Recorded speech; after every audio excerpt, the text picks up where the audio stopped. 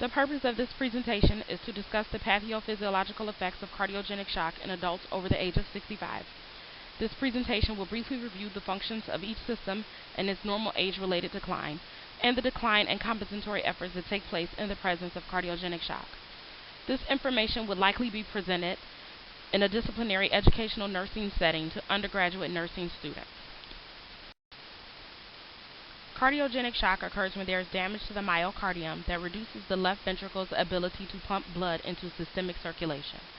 As a result, vital organs are hypoperfused.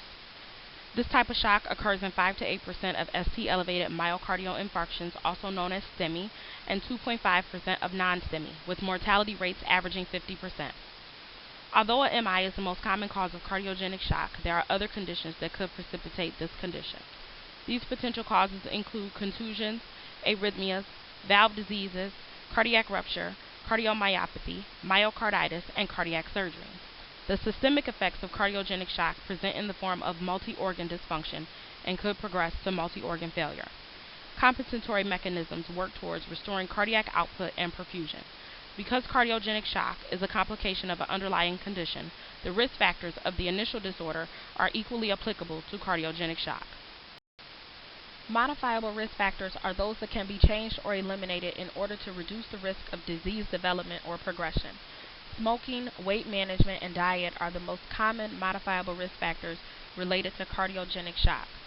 Western culture is associated with a diet that is rich in saturated fats and calories, smoking, and a sedentary lifestyle.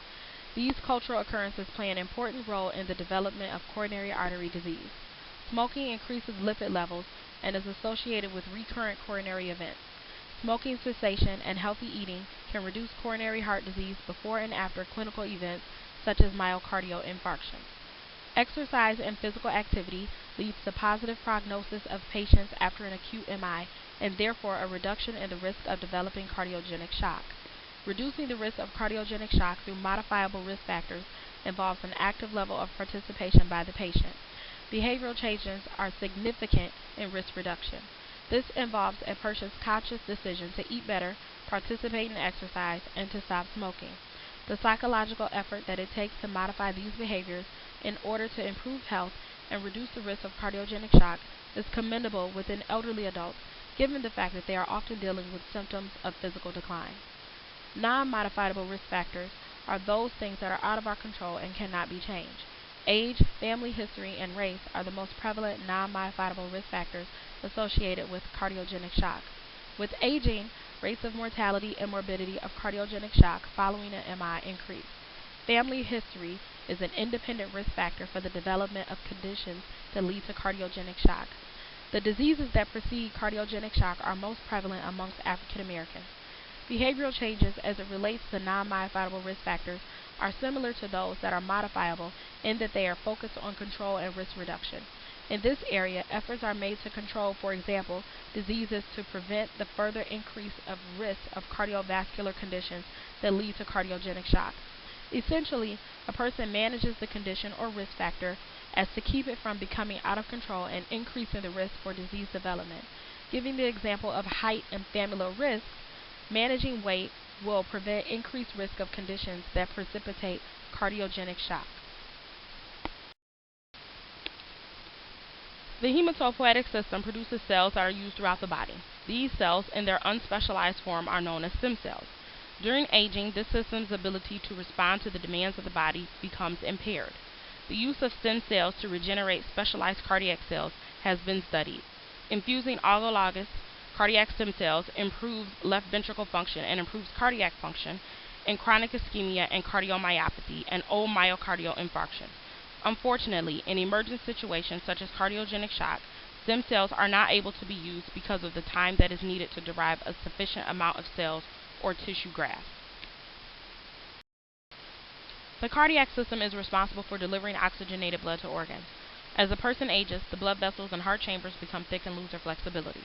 The system becomes desensitized to compensatory mechanisms, which can result in a poor prognosis in elderly adults with cardiac conditions. Cardiogenic shock results from myocardial pump failure. Under the pathophysiological changes of aging, this system must overcome additional barriers in order to maintain optimal cardiac function in the presence of cardiogenic shock. Compensatory mechanisms of the sympathetic nervous system are activated by the decreased cardiac output. Vasoconstriction, heart rate, and heart contractility increase in order to restore cardiac perfusion. Endothelin is a vasoconstrictor that is released by blood vessels in an attempt to restore blood pressure. Atrial and brain natriuretic peptide are hormones produced by the heart to prevent myocardial distension and volume overload. These hormones produce vasodilation and promote sodium and water excretion by the kidneys. The renin-angiotensin-aldosterone system also plays a central role in the compensation, but as a part of the renal system. This will be discussed later. The respiratory system functions involuntarily to remove carbon dioxide and deliver oxygen to the body. The efficiency of the gas exchange is dependent upon adequate ventilation of air and blood perfusion. Together, these factors make up the measurement known as the VQ ratio. With aging, there are reductions in respiratory function. These changes include ventilator control, respiratory muscle strength, respiratory mechanics, and gas exchange. As it relates to cardiogenic shock, an aged respiratory system can impact recovery and medical management of the condition. In cardiogenic shock, the heart loses its ability to pump blood throughout the body. With an ineffective pump, the blood backs up into the lungs. On assessment, a patient will have crackles, appear dyspneic, and will demonstrate tachycardia. The pooling of the blood in the lungs activates barioreceptors in the pulmonary vessels, which respond by increasing the respiratory rate. Oxygen supplementation is often necessary in cardiogenic shock. Mechanical ventilation is most preferred for airway protection and optimal oxygenation. Arterial blood gases are obtained regularly in order to determine the effectiveness of oxygenation and guide medical care. The endocrine system is a complex system that contributes to many processes within the body. This system is responsible for producing and secreting hormones and chemical transmitters. The hormones affect several pathophysiological processes, including growth and development, metabolism, sexual function, reproduction, and mood stability. Aging leads to a decrease in hormones, metabolic regulation, gene expression, and energy production. In addition, age-related declines in the endocrine system contribute to the development of metabolic syndrome and mental disorders. In the presence of cardiogenic shock, the endocrine system stimulates compensation within the body. This critical illness produces changes in inflammatory, immune, hormonal, and metabolism responses. These changes constitute a condition known as multi-organ dysfunction and can progress to multi-organ failure. The endocrine system releases massive amounts of hormones to help maintain effective circulation and tissue oxygenation. Cardiogenic shock-induced pathophysiological changes within the endocrine system can manifest as insulin resistance, reduced adrenal responsiveness, and suppression of growth hormone. The system-specific hormones released by the endocrine system will be discussed further in their appropriate sections. The reproductive system is responsible for procreation. Aging is associated with a loss of sex hormones. In men, the andropause and menopause in women is used to describe the condition of age-related decline in gender-specific sex hormones. The male reproductive system houses, produces, and transports sperm. Low testosterone level in men leads to an increased prevalence of osteoporosis, rapid bone loss at the hip, decreased muscle mass, and increased incidence of hip fractures. The female system houses, produces, and releases ovum. Low estrogen in women, as with men, and testosterone leads to decreased muscle mass and strength. The effects of cardiogenic shock have not been studied on the reproductive system. However, given the pathophysiological changes that take place in the presence of this condition, blood flow may be shunted away from sex organs and towards vital organs such as the kidneys, brain, and heart. Hormonal changes within the endocrine system will likely impact the release of reproductive hormones during cardiogenic shock as well. The musculoskeletal system supports and protects organs. The musculoskeletal system also aids in maintaining homeostasis by storing minerals such as calcium. With aging, bone metabolism and muscle mass decrease. In the presence of cardiogenic shock, the musculoskeletal system can further decline. Patients in this kind of shock are often bedbound for a prolonged period of time. As a result, joint stiffening and muscle wasting can occur. Proper positioning is imperative to prevent injury to the system, but can be limited in the presence of mechanical ventilation and other life-preserving equipment. Physical recovery of cardiogenic shock can be difficult amongst people over the age of 65. Rehabilitation in a subacute facility is often required following a lengthy hospital stay. The renal system is responsible for fluid and electrolyte balance and urinary function. As a person ages, the processes that take place within this system decline. Aged kidneys have stiffened glomeruli, interstitial fibrosis, and sclerosis of the afferent arterioles. In the presence of pathophysiological aging, body fluid homeostasis is, however, able to be maintained. Decreased cardiac output in cardiogenic shock reduces blood flow to the renal system. Oliguria is a symptom of reduced blood flow to the kidneys. The hypoperfusion stimulates the juxtaglomerular cells in the nephron to release renin, which produces the conversion of angiotensin I to angiotensin II and the release of aldosterone from the adrenal gland. Angiotensin II promotes vasoconstriction of the venous and arterial blood vessels, further increasing the afterload and preload of the heart. Aldosterone promotes the reabsorption of sodium and water from the kidney, which results in increasing circulating volume and thus preload. Neurohormones play a role in the pathophysiological effects of cardiogenic shock. Antidiuretic hormone is released by the pituitary gland and enhances renal water reabsorption and stimulates thirst to increase the circulating volume of fluid. Prolonged hypoperfusion of the kidneys can lead to acute renal failure and acute tubular necrosis. Continuous renal replacement therapy provides gentle dialysis in patients who are too hemodynamically unstable to tolerate hemodialysis.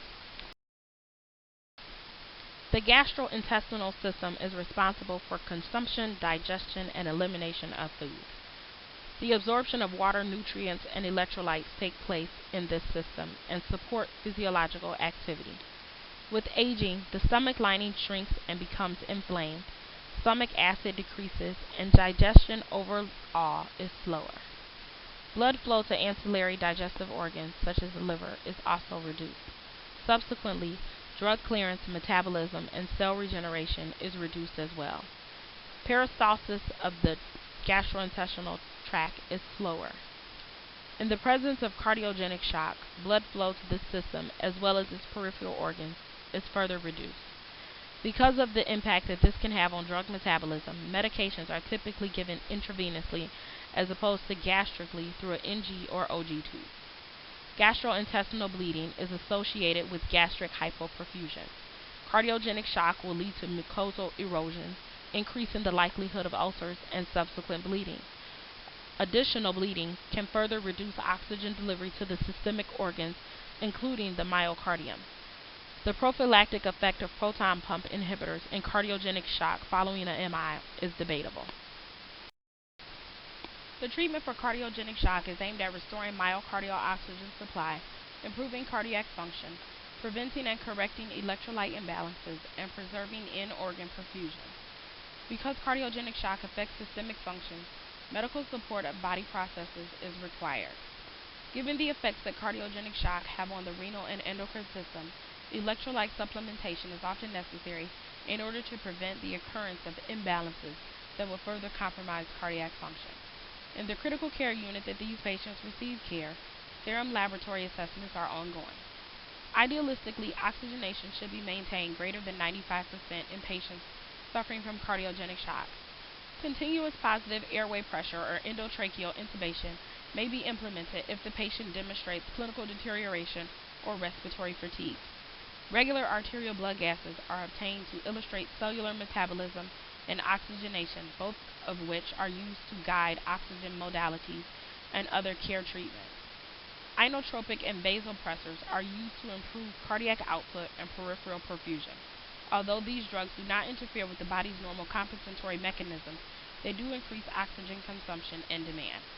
Revascularization is the cornerstone of therapy in those with acute MI and cardiogenic shock. Evidence-based research supports thrombolysis, percutaneous cardiac interventions, and circulatory support in persons with cardiogenic shock.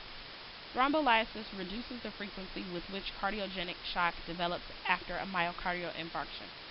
Percutaneous revascularization in cardiogenic shock is associated with improved survival.